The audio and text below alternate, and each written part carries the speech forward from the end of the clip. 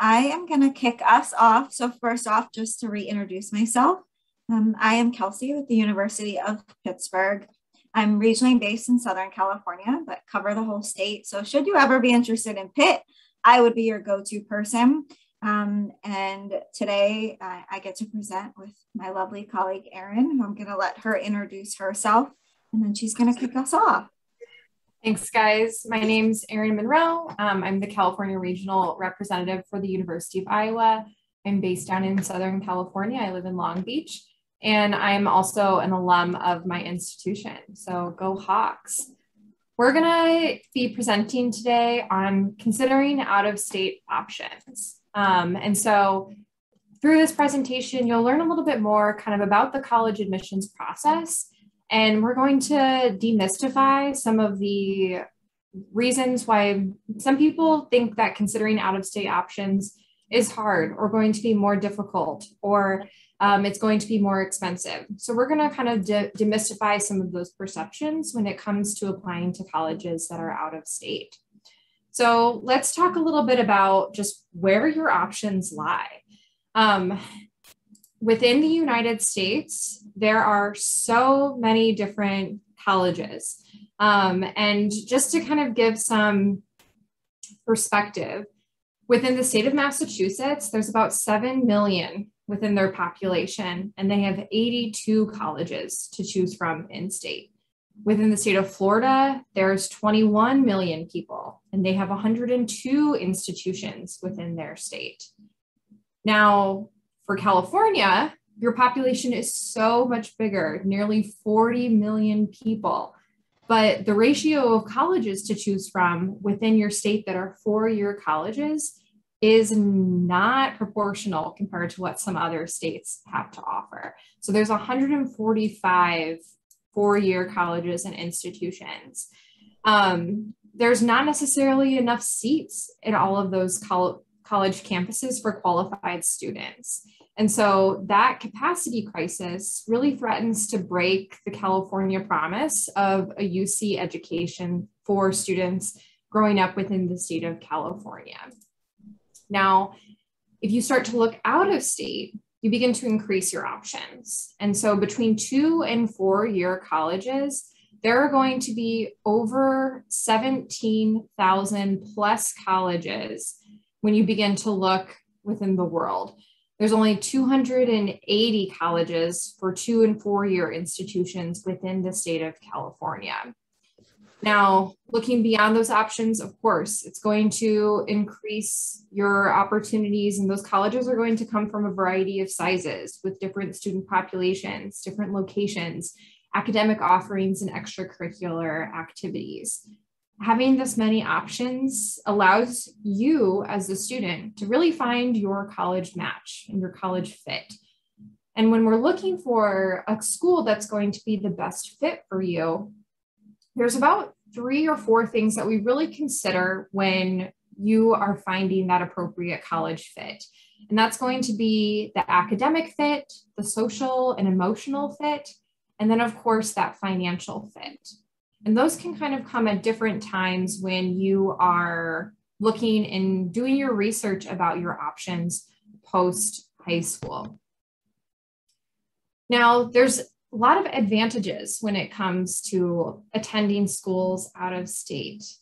For some of those majors that you may be interested in, like nursing or the health sciences, business, or engineering, those programs may be impacted at California state schools or the UCs, but they might not be impacted at out-of-state schools.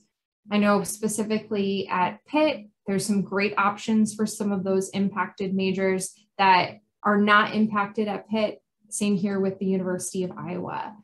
The faculty ratio to student ratio is going to better fit that proportion of their student population.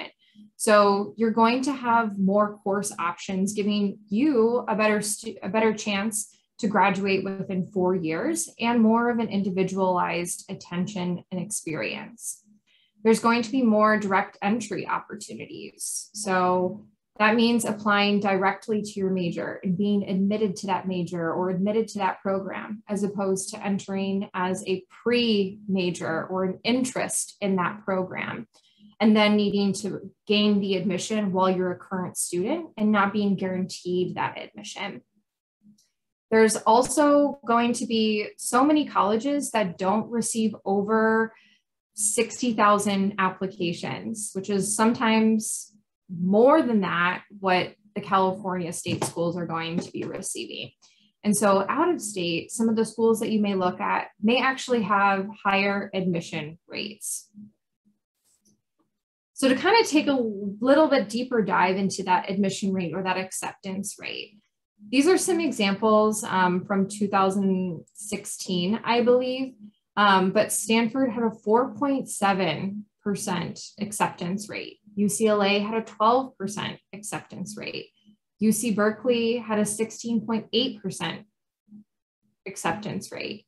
And then when it comes to the national average of schools admitting students to their college or university, that national average is closer to about 70%, so 66.1% to be exact. And so applying out of state, those acceptance rates or chances of getting admitted into colleges goes up. Now, there's a lot of different ways that we want you to consider different schools and to really find that match for your college. There's a lot of different resources that you're going to be using. And so some things that us as college counselors like to see is for students to demonstrate interest in our institutions. Reach out to your admissions counselor at schools that you're considering. We are here to answer your questions. We're here to help you get admitted, not to keep you out of our schools. And so reaching out to any school, especially those selective schools that demonstrated interest, is going to be really important. Now I'm going to pass things over to Kelsey, and we're going to transition into learning a little bit more about demystifying some of those perceptions as it comes to going out of state for college. Thanks, Erin. So I'm going to talk a little bit about some fiction and some facts about what students might think going to school out of state is. And the first one I'm going to touch on is that more often than not, students feel it costs more to attend college out of state. And I am here to tell you that is not true. While yes, some schools might cost more, not every school costs more. And this is something that you need to look into further when you're looking at schools. It can be really easy to stay focused in on the sticker price of tuition. However, there's going to be a ton more that you need to look at just than the sticker price. You're going to want to look at financial aid opportunities. Does a school meet need? So kind of where will you fall on that scale? What other scholarship opportunities do you have? There are some out-of-state universities that I know that Erin and I work with that have guaranteed scholarship amounts just because you came from California to their school. So you're going to want to really look into that. Stop looking just at the sticker price, because we don't want you to be discouraged from schools that might be way more affordable to you than some of the UCs, but at first look, it doesn't appear that way. There are going to be some other ways that make potential schools more affordable for you. And one of those is called WUI, which stands for the Western Undergraduate Exchange. Unfortunately, Erin and I are not WUI schools, but there are tons of them that are. So Erin's going to drop a link in the chat that you could take a look at and see some schools that do fall in this. But what WUI is a tuition discount agreement that's administered within 16 Western states. It's offered at more than 160 public 2- and 4-year colleges and universities, and it lowers your tuition sometimes up to 150% of the resident tuition. So you might be getting a huge discount on the tuition, making it as affordable as an in-state student, even though you are not an in-state student. Annual savings average between all the schools that participate in WUI around $9,000.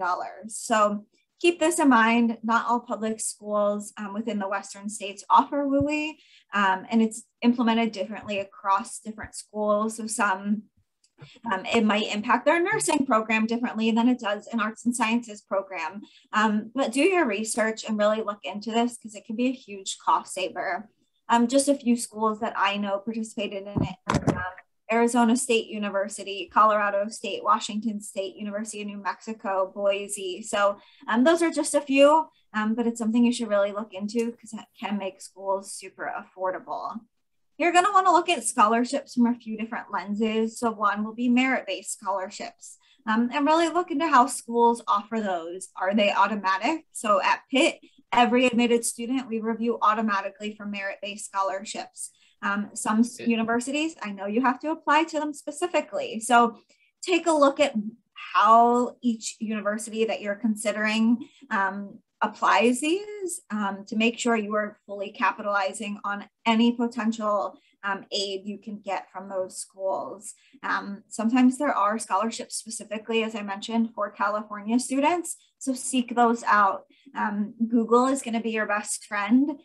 So don't be afraid to Google, specific scholarships for California students. See where that takes you. And at the end of the day, you're going to want to try to find any resources you can to help make college as affordable as possible. So ask a lot of questions and do your homework because it will really pay off in the end. There's also the need-based scholarships and grants that I mentioned. Every school is going to apply these differently. There are lots of schools that meet 100% of your need. So that could really help make colleges more affordable out of state for you. Often there's a lot of private schools like Boston College, Gettysburg, Lehigh, that meet that full need. It basically what it means to meet full need is that the school promises to ensure every penny of an accepted student's demonstrated financial need is covered through grants, work study, scholarships, and in some cases loans. So they want to make sure that you can fully afford their tuition, and they will do everything they can to close that gap. There are a few other things you should consider when it comes to costs of out-of-state schools, and the biggest one is going to be cost of living. So as you all know, living in California, it is not the cheapest state. So that is going to translate to maybe the sticker price on a university is lower, but your room and board and meal plan is going to be significantly higher than, say, a school like University of New Mexico. So you're going to really want to consider that because for 4 years, give or take, you're going to need to pay to be housed at this school. If it's not close to home, you're going to need to be fed and do a lot of extracurricular things. And that comes with a price tag. So make sure you look at that when looking at other schools, as there are many, many states and universities that are going to be significantly cheaper. A 3-bedroom apartment on Pitt's campus within walking distance could be about $900 a month. And that's for a nice apartment. So just kind of a little bit of perspective of cost changes drastically depending on the city you're in. I don't think you could rent a bathroom for $900 in some cities in LA, let alone an apartment to live in. So make sure you're factoring that in because it can save you a lot of money and make college more affordable elsewhere. So on this next slide, I'm going to show you just some comparisons of average cost of attendance.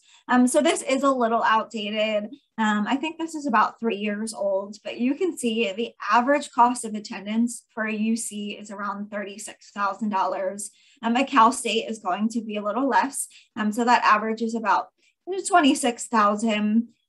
In out-of-state college or university, on average is around $38,000, and a private school is going to be upward of $50,000. However, even though when you're looking at that price tag, just remember all those things I told you is that that UC could end up being way more expensive than an out-of-state school.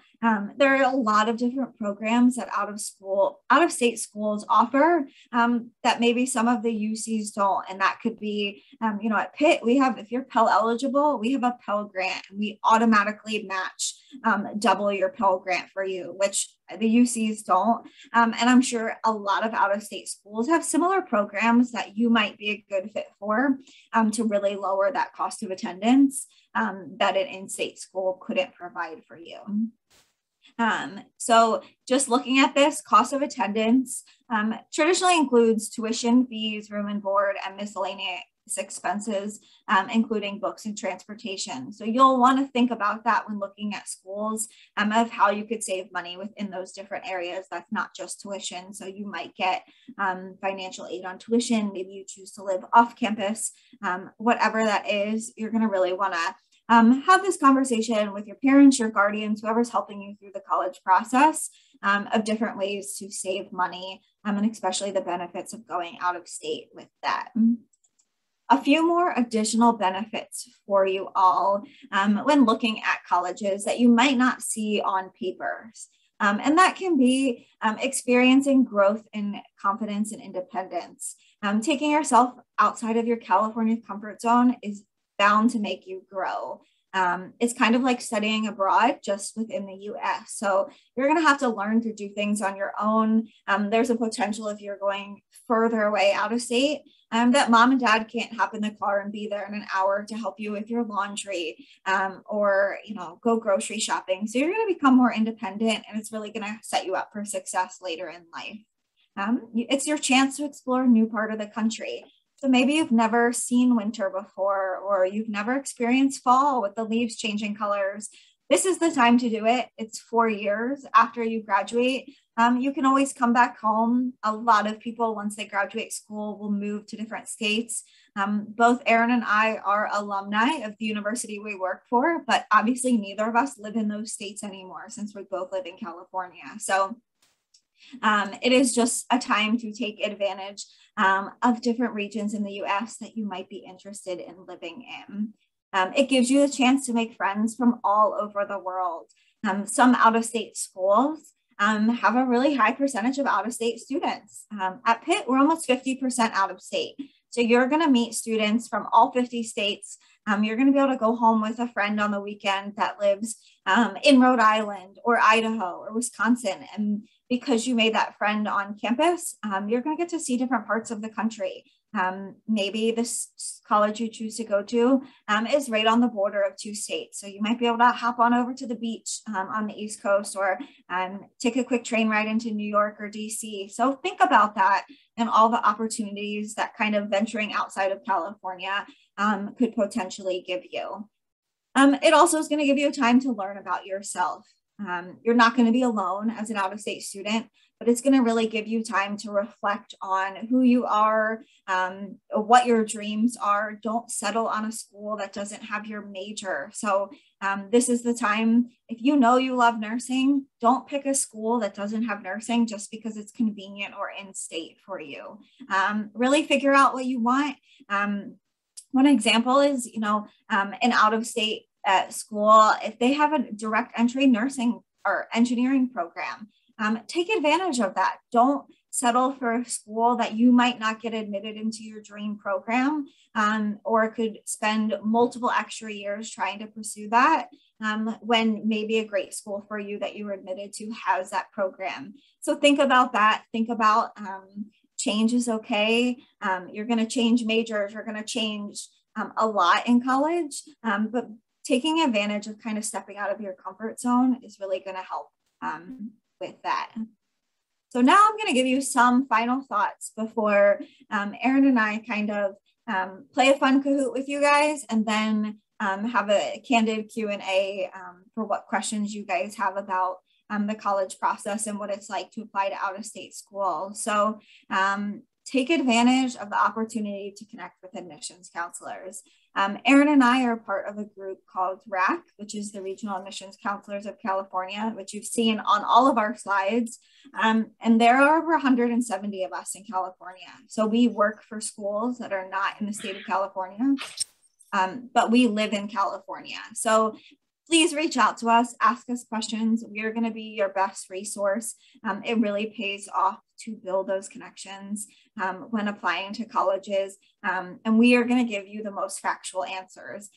We're a lot better than College Confidential or other things because we work for the schools you're applying to. So take advantage of us, use us. We're here to help you get admitted to colleges, connect with us at high school visits, alumni groups, any receptions we have in your area. So don't be scared of us. We're here to support you. Also, don't be shy to talk to schools you've never heard of. Who knows this fall if there are going to be any college fairs you can attend in person, but maybe virtually. You're in a fair, and I know RAC puts on, we're going to have some out-of-state nights that you could attend, and they're going to be 25 schools giving a brief, 3 to 5 minute presentation on their school. Maybe a school you've never heard of gives a presentation, but something they said stood out to you. Don't be afraid to inquire more, look at their website, reach out. Just because it's not a good fit for your friends or someone else might not be going there, it could be a perfect fit for you. So take advantage of that. If you go anywhere with your parents on vacation or traveling, don't be afraid to stop in and check out schools. And then lastly, ask questions that are important to you. What's important to you is probably not what's important to your friend, your teacher, or your peers. So stay true to yourself and think about what's most important to you, because at the end of the day, you're going to be the one that has to live and be a part of the new community that you attend the university at. So take advantage of all these things, and we're all here to support you. So I'm going to have Erin jump back in to join me. And I do apologize that the slides were skipping through. I don't know why, but my computer was doing it on its own. So I'm going to stop sharing. While Kelsey gets that Kahoot set up and ready to go, I did, again, drop that link about WUI information into the chat. And then also the link to register for RACs considering out-of-state options, virtual presentations throughout the fall. We're offering 6 dates for you. Again, like Kelsey said, you get to hear from 25 different schools, so you can register for a date that works best with your schedule. If you register for all 6, amazing. You'll get to hear from 150 different schools that way. So we hope to see you there. So before we start the Kahoots, I'm going to stop recording. But before I do, what I want to tell the students is pay attention to what Kelsey said about listening to yourself. You're the one going to college, so you are the most important factor. And there are close to 4,000 schools in the U.S. So you don't have to only look at the ones in California. I mean, I really can't echo enough what they said. I'm so proud of all of you because you're here,